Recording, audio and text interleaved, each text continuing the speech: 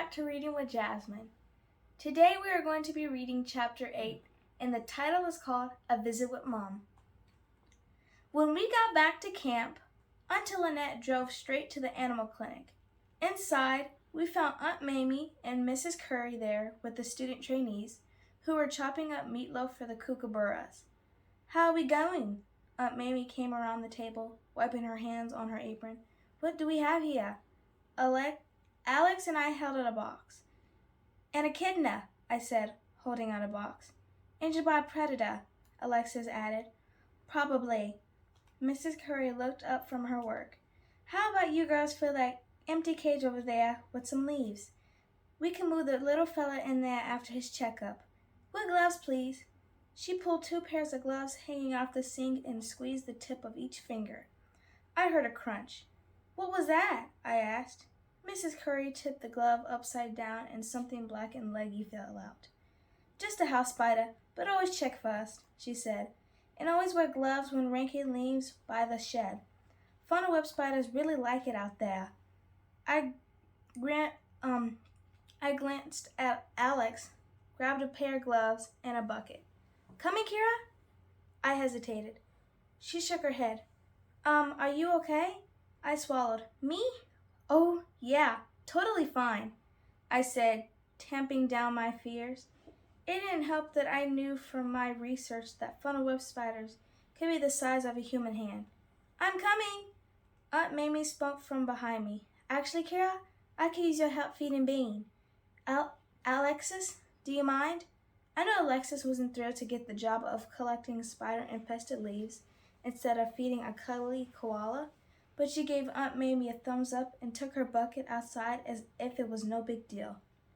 "After I get this echidna fixed up, we'll try Bean in the outdoor enclosure for a bit," Aunt Mamie added. "You think he's ready for that?" I asked. "Yes, the sooner the better," she explained. "Sometimes adult females take to joeys, letting them attach to their backs like their own baby. We introduced Mom and Bean yesterday, and Mom was friendly to him, so I'm hopeful they'll form a bond and she'll take him in case and raise him." Mrs. Curry and Aunt Mamie took the echidna to the exam room while I retrieved Bean from his little basket and sat in a rocking chair with his bottle. I kept Bean wrapped in his blanket with his teddy bear, just the way he liked it, and he took his bottle easily. "That's my good boy," I murmured. "You need to eat to get big and strong." He looked up at me, a dot of formula on his nose. I wiped it off and kissed his soft head. I had lunch at the farmhouse with Mom and my aunts. After we had eaten and cleaned up, Aunt Mamie said to me, "Let's go see if Mom is up for a visit." Bean was sleeping when we arrived back at the clinic. I picked him up and we walked to Mom's pen. He looked so sweet and peaceful. I never wanted to let him go. "Perfect, Mom's on the nice low branch," Aunt Mamie said when we reached the pen. She opened the gate and we went in. "Here, I'll take Bean and you take away his stuffy if you can." I gave her Bean and shook the teddy bear out of his grip, which was not easy. Aunt Mamie brought Bean close to Mom, who sniffed him. He looked so tiny next to Mom. My heart pounded and I reminded myself that this was good for Bean. Bonding with Mom could give him his best chance of survival.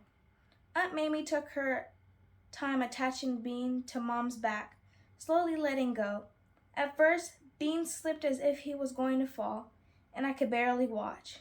But then he clutched the big koala's back and relaxed against her body. After a few minutes, Aunt Mamie stepped back a bit.